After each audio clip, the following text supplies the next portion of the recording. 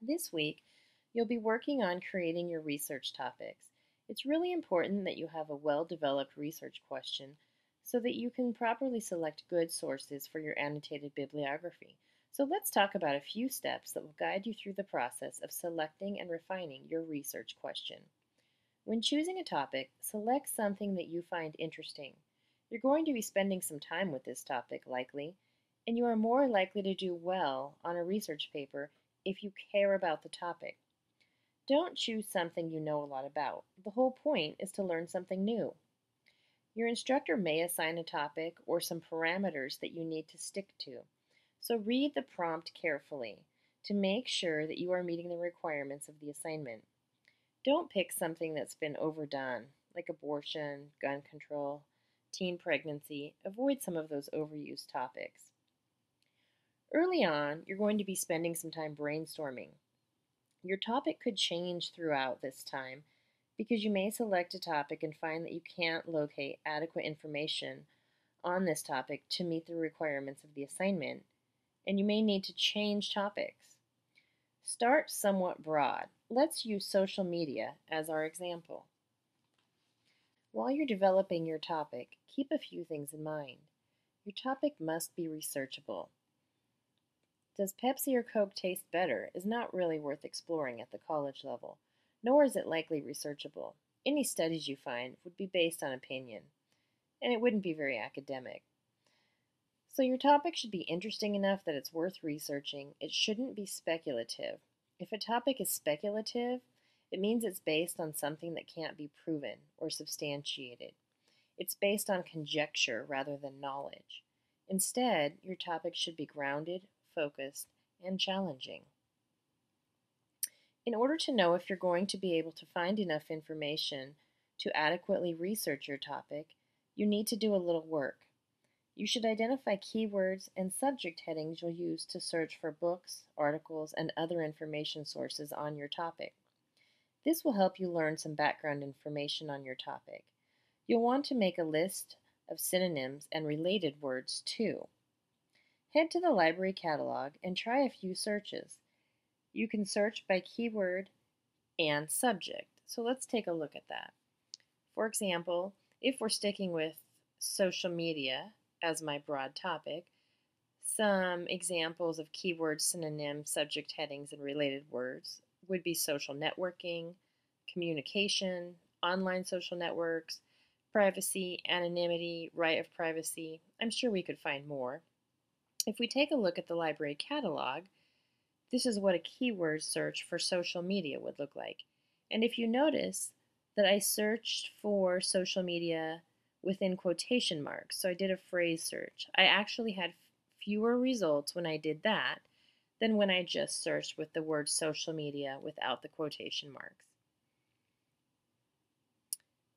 Next is an example of a subject search in the catalog. So when you look at the top left and you notice the search toolbar, you can search by keyword or subject keyword. So when you look at the examples of the subject that the red arrow is pointing to, such as internet social aspects, information technology social aspects, electronic information resources, and of course social media, all of those are hyperlinked. So if I were to click on one of them, let's say social media for example, the catalog would search for all of the books or resources that have social media as the subject. Databases work this way too. So this is a good way to get started. You're going to start your research by looking at background resources, which tend to give you a broad view of your topic. You'll start with dictionaries and encyclopedias, such as the ones that can be found on the library's online reference shelf.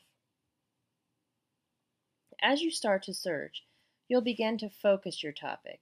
You might start to find that it's too narrow and you can't find enough information, or that it's too broad and you're suffering from information overload.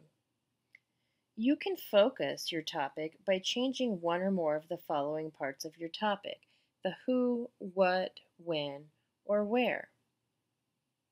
Let's look at an example. For the research question, how has social media affected bullying among teenagers in the United States, I can change this topic several ways to broaden or narrow it.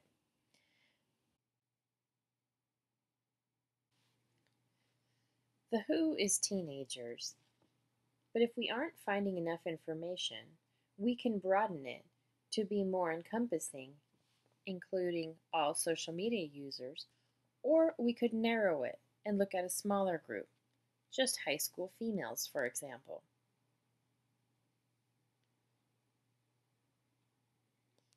The what is our main topic, social media, and can also include bullying.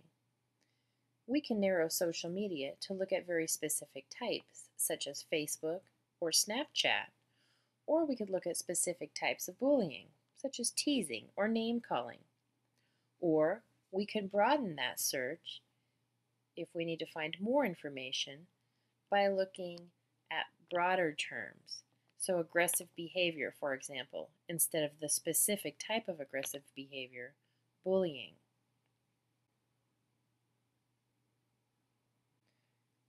The when component of the research question is letting us look at a specific period of time. For this example, we're looking at the age of social media. Of course, we can narrow that to include a very specific period of time, like the past 5 years. How has social media affected bullying very recently? Or we could be more encompassing and broaden that by including a longer period of time. One of the things to keep in mind is that all 4 of these questions don't always apply to every research topic. As you can see with this component, it just doesn't apply as well to our research topic as the other 3 areas do, and so we might not want to use this question to focus our topic.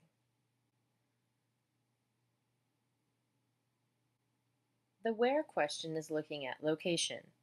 Currently, we're looking at teenagers in the United States, but we could broaden it to include throughout the entire world, or look at United States and Canada, or we could narrow it to look at a small area.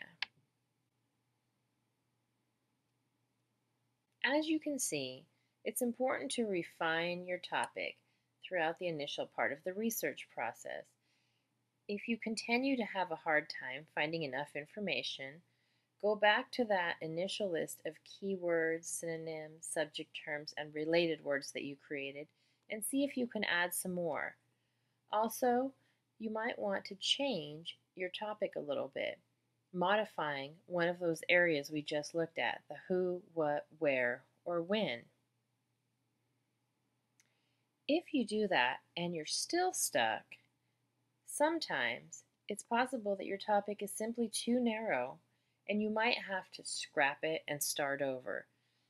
Definitely avoid topics that are too specific, obscure, complicated, or too recent. Topics that are really recent haven't had enough time to go through the entire information cycle, so it's unlikely that you'll be able to find a variety of information formats on those topics. Before you start over, though, it might be a good idea to check with your librarian or your instructor to make sure that you haven't overlooked any information sources. You're going to want to frame your topic as a research question, a question that you will answer while you're working through the act of writing the research paper. Remember that all research should be grounded in evidence. Your research question, above all else, must be researchable. Once you've refined your topic and have a well-developed research question, it's time to start your paper. Once you've refined your topic and have a well-developed research question, it's time to start your paper. Remember, research is a process. It takes time, so it's important to avoid procrastination. Use the library's resources to find quality, scholarly articles, and ask for help if you need it. It's important to ask for help early on. Waiting until the night before your paper's due isn't a good idea. Hopefully, the information we've gone over will help you to create a great research topic.